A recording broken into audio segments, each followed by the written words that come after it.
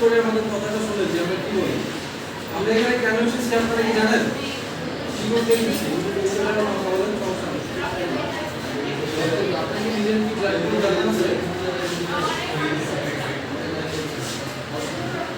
তো আমরা যথেষ্ট পরিমাণ বয়স হয়েছে, আমরা সকলে কিন্তু ভদ্রতা বজায় রাখবো ইনশাআল্লাহ।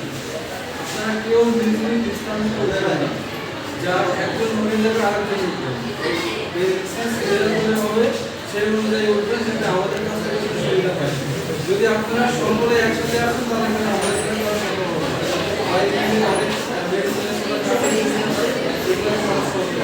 তো সামনে এই বেঞ্চে থেকে শুরু হবে, পরের বেঞ্চে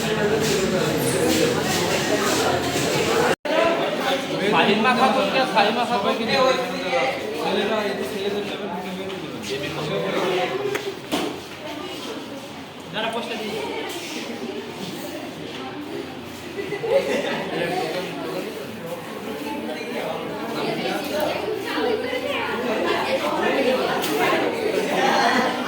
রাব্বি